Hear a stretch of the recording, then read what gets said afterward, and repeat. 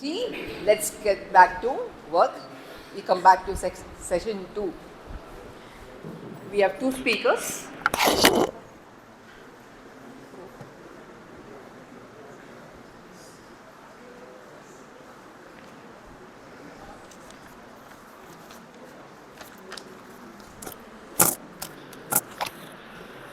We have two speakers for this session. The first speaker is Sister Aditi Maitreya. She is a sixth generation theosophist. Sixth generation, which means everybody knows Maitreya here, Maitreya's grandfather's grandfather. So it takes you to back to HPV's times, and since then, for every generation, there has been a member who has been a member of the TS. So she belongs to the sixth generation. We are also happy to have Dr. Sunita Maitreya here with us. Aditi has held positions in Vasanta Youth Lodge and in the International Order of the Round Table. She is a designer and journalist. She manages the Phoenix Company and has worked as a journalist. She is also a visiting professor at the Asian College of Journalism. She's got a postgraduate diploma in print journalism from the Asian College of Journalism, which means she writes for newspapers, magazines, journals. Her academics are, she completed a bachelor's in visual communication from MOP Vaishnav College for Women. She is a seasoned debater and orator. She has competed and won in district, state and national level competitions. She is a writer and has released a book titled Swift and Her Musings in Life. She is a recipient of the Rashtrapati Puraskar, the highest medal, President's Medal, the highest award in the country, the Girls' Guides and Boy Scouts movement. She has received the 30 Under 30 Swabhiman Award for entrepreneurship. This award is instituted by her alma mater, MOP College. She is also an artist, a musician. She is also a Trinity College certified grade 4 pianist. She has been trained formally in Hindustani music. She has been involved in a number of relief and rehabilitation projects of the Theosophical Order of Service and World Care Way. So you see a multifaceted personality here. I invite Aditi to speak to us on humility paves the way to nobility. Being noble is being perfect? Well, she will answer it. Over to you, Aditi.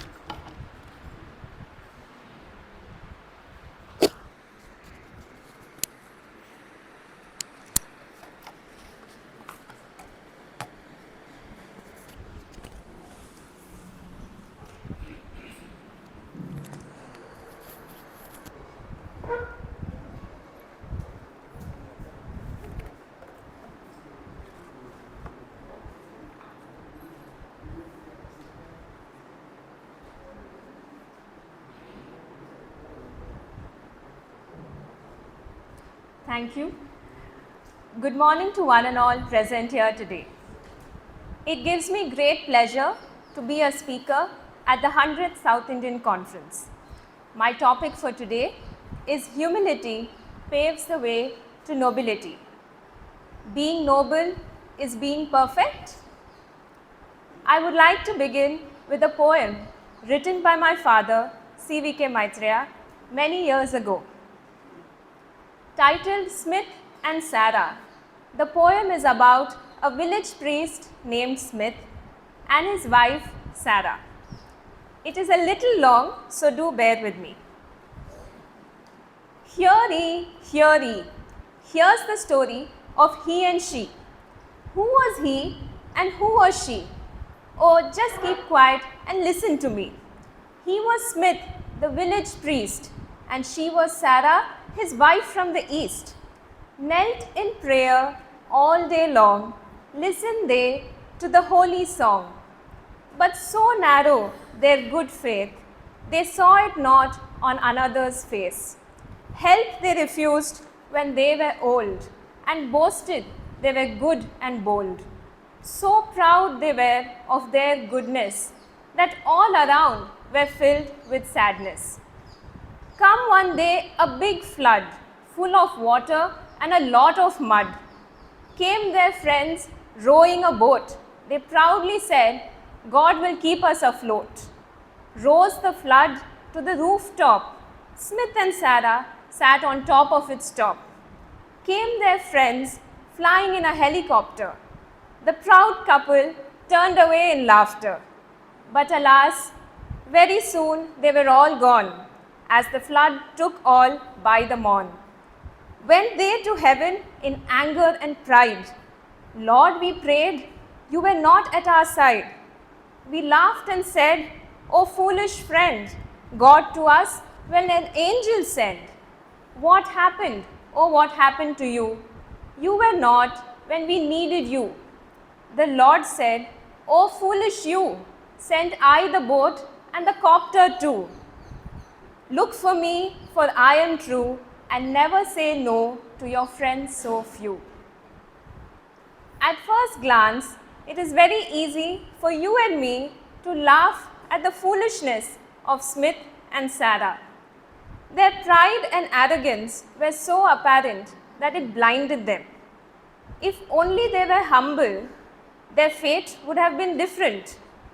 If only humility was there instead of pride, they would have accepted help.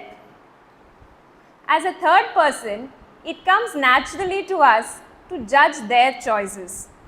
We are quick to see their pig-headedness. And above all, we believe that had it been us, we would have acted more rationally. But little do we realize that in more ways than one, we are all Smiths and Sarahs in our own lives. There is an element of pride that we all possess, and it manifests itself every day in our routine interactions. If you are wondering why I am talking about pride, it is because one cannot speak about humility without speaking about pride. Humility, in its essence, is the freedom from pride or arrogance or the state of being humble. And humility is one of the many virtues one must inculcate in order to become noble. On the surface, this seems fairly simple, but on closer observation, one understands that indeed it is very difficult. Pride tends to creep into our responses and actions, our words and gestures without us even realizing it. When someone tries to explain a subject that we are already familiar with, we tend to tune them out because we think we know everything about that topic. That is pride. When someone asks us to do something but we feel that we are too superior to do it, that is pride. When we can't stop talking about our own achievements or the good deeds that we have carried out, that is pride. Pride hampers our learning, our relationships, and our growth. But most importantly, pride is a hindrance in our spiritual journey. In the book The Masters and the Path, C.W. Leadbeater writes about how many people used to approach him and Dr. Annie Besant, asking them why the great ones haven't chosen them as pupils despite them being earnest and devoted. To this, Bishop Leadbeater says, and I quote, "There may be many reasons why he does not. Sometimes a person asking that has some prominent fault, which is in itself quite a sufficient reason. Not infrequently, I regret to say, It is pride. A person may have so good a conceit of himself that he is not amenable to teaching, although he thinks that he is. Unquote. He goes on to explain that another common hindrance is the readiness to be of practically no use in the work because he cannot get on with other people. His readiness to be offended. And he says, I quote, many a good and earnest aspirant is so easily offended as to be of practically no use in the work because he cannot get on with other people. He will have to wait until he has learned to adapt himself and to cooperate with any person whatever. Many people who make the inquiry have failings of this kind, and they do not like it if their fault is pointed out to them. They do not generally believe that they have it and imagine that we are in error, but in rare cases they are willing to profit by the suggestion. Unquote. In this context, he shares an interesting anecdote of a lady who visited him in America asking him to see her clairvoyantly or occultly or in any other way and tell her why she wasn't moving closer to the masters. Bishop Leadbeater asked her if she was sure she wanted him to do this, and upon confirmation he said, and I quote, well, if you really want to know, there is too much ego in your cosmos. You are thinking all about yourself and not enough about the work. Unquote. On hearing this, the lady was terribly offended and she told Bishop Leadbeater that she didn't think much of his clairvoyant powers. But strangely, after 2 years, she returned to him and accepted that what he said was right and that she was willing to work on herself. Bishop Leadbeater mentions that many people had asked him the same question before, but she was the only one who came back and acknowledged her fault. Humility has become scarce in today's world. We see examples of it every day.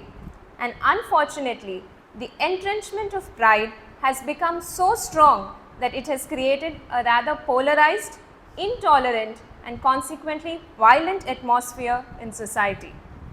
Today, pride in your religion, culture, country, and faith is no longer about just a sense of confident, joyful affiliation. It has become a venomous association that has created social divide and disrupted peace. It has become about superiority, aggression, and one-upmanship. And this egoism has manifested itself today in the form of war, hate speech, and crime. Interestingly, there are now psychological experiments being carried out to study humility. An article in the New York Times talks about a series of experiments carried out by Elizabeth Krumrie Mancuso of Pepperdine University, where she had 587 American adults complete questionnaires intended to measure levels of what is called intellectual humility. Intellectual humility, she says, is an awareness of how incomplete and fallible their views on political and social issues were. Now, those who scored highly on humility also scored lower on measures of political and ideological polarization, whether conservative or liberal.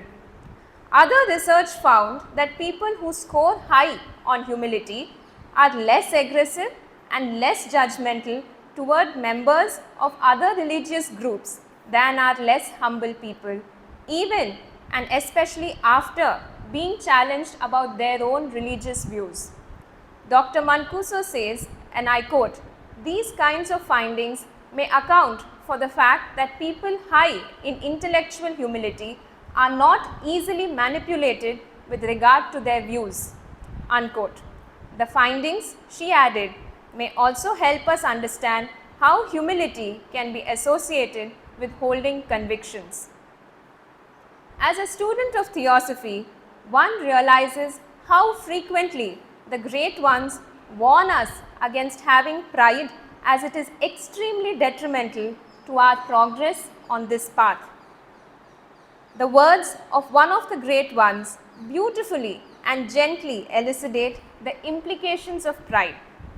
He says, and I quote, "But take rest, lest in the heart of this great flower of love there should be a tiny touch of pride, which might spread as does an almost invisible spot of decay, until it has tainted and corrupted the whole blossom." Remember what our great brother has written, "Be humble if thou wouldst attain to wisdom.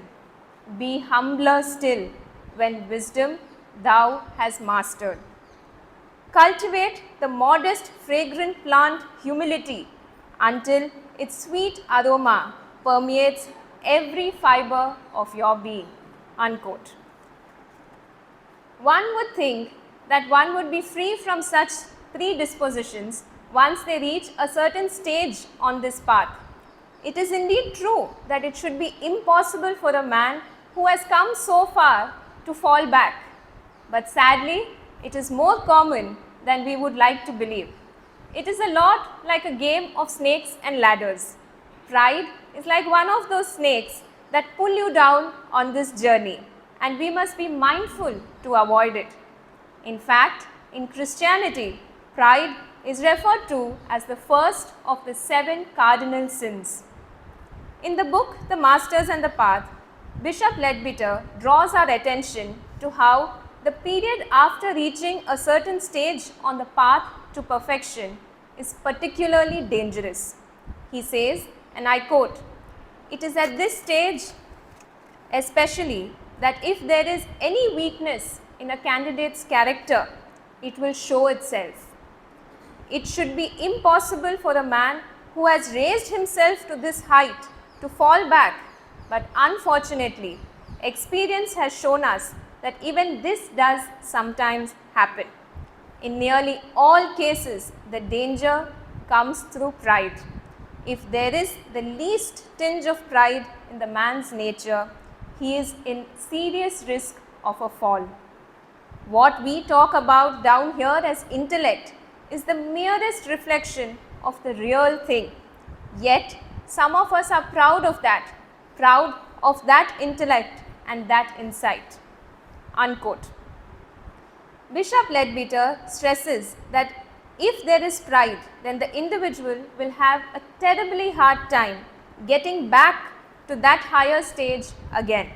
The only way to successfully pass through different stages on this path is through unceasing and increasing vigilance by making a constant endeavor to kill out every trace of pride, selfishness and prejudice.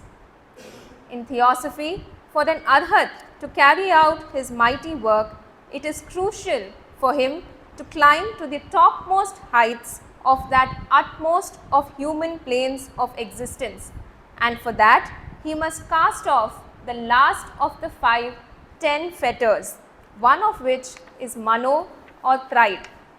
It is said that, and I quote, "Once the 8th fetter mana is filed away, he forgets the greatness of his own achievements and pride becomes impossible for him, since now he stands always in the light and measures himself against no lower thing." Unquote. A crucial thing to note here is how pride is mentioned as one of the 10 fetters that need to be cast off. This means that a candidate on the path must let go of other fetters too, like Ruparaga, or the desire for beauty of form or for physical existence in a form, even including that in the heaven world. Aruparaga, the desire for formless life. Uddhacha, agitation or irritability. And avidya or ignorance, to name a few. And here lies the answer to my topic today. Humility undeniably paves the way to nobility, but it isn't the only virtue that makes you noble. Nobility is an amalgamation of many qualities like kindness, selflessness, compassion, helpfulness and righteousness. That being said, being noble is only a step on this path to perfection. And it would be incorrect to say that being noble is the same as being perfect. Perfection isn't something that you and I can define. It is beyond our comprehension because we haven't experienced it.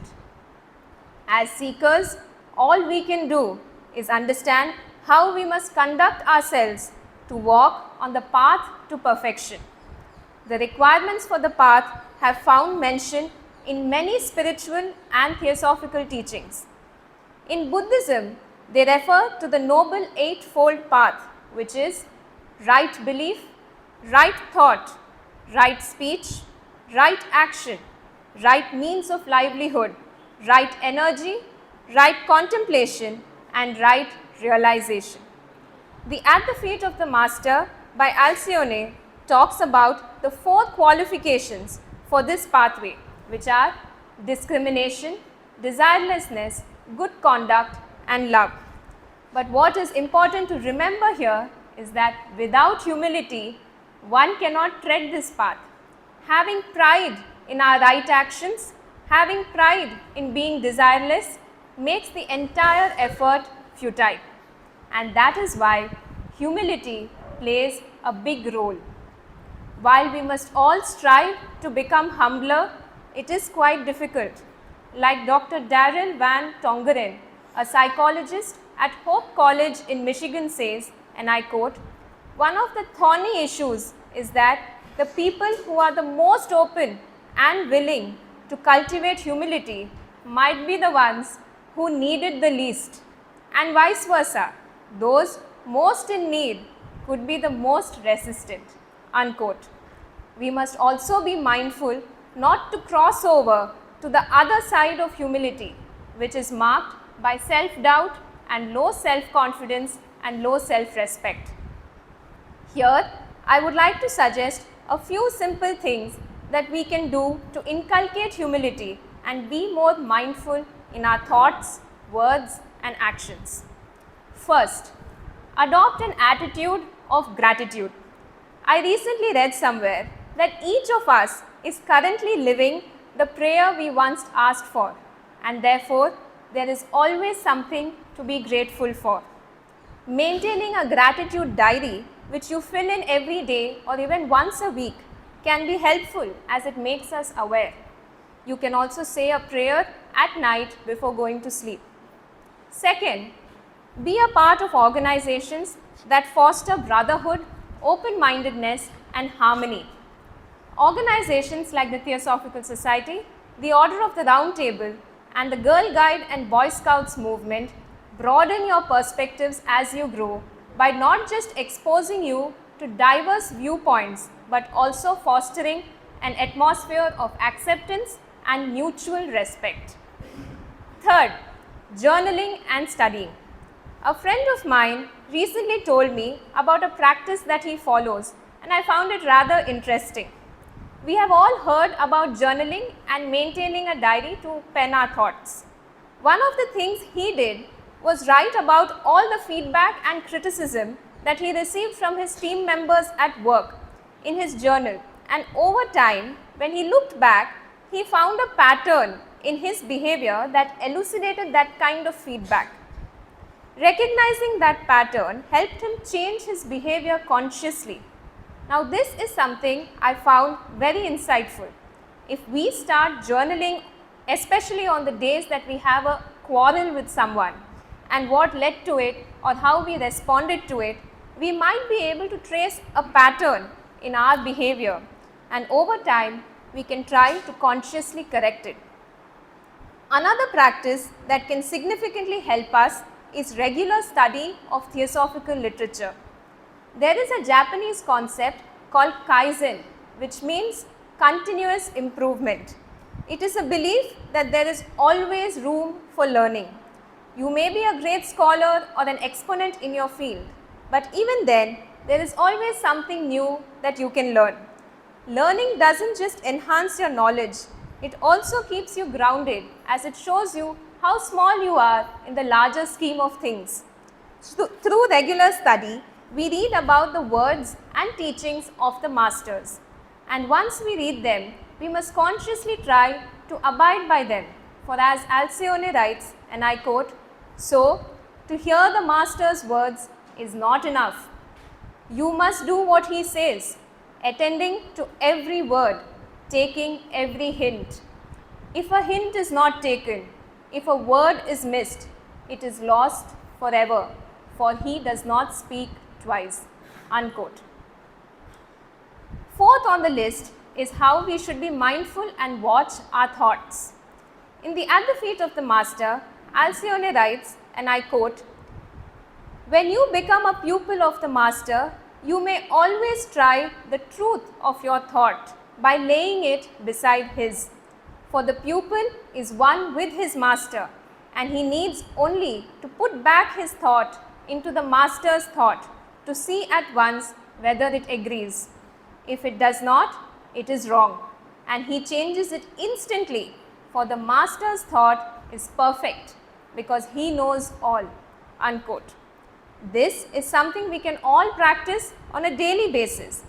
Whenever a certain thought arises in our mind, let's pause before we put it into words or actions. Let's ask ourselves what the Master would think about it and what he would say or do under these circumstances. For we must never say, do or think what we cannot imagine the Master saying, doing or thinking. Lastly, we must remind ourselves about the impermanence of everything in this world. Nothing lasts forever. Whatever we see around us is transient. It is therefore important for us to remember that having pride about anything is our foolishness. Our job, our wealth, our social status, our knowledge, our beauty, everything can disappear in an instant. It is only wise then for us to remember to discriminate between the real and the unreal and learn to be humble always. On this note, I would like to conclude with a few lines from a song by Sant Kabir. मत कर माया को अहंकार, मत कर काया को अभिमान, काया गार से काची। ओ काया गार से काची हो जैसे ओसरा मोती, झोंका पवन का लग जाए, झपका पवन का लग जाए, काया धूल हो जासी। To explain these lines, mat kar maya ko ahankar, which means don't be deluded by maya or illusion. Mat kar kaya ko abhiman, which means don't take pride in the body. Kaya gar se kachi, this body is as fragile as clay. Ho jaise osra moti, it is like a drop of dew. झोंका पवन का लग जाए, झपका पवन का लग जाए, a blast of wind, just a little gust, काया धूल हो जासी, and the body will turn to dust. Thank you.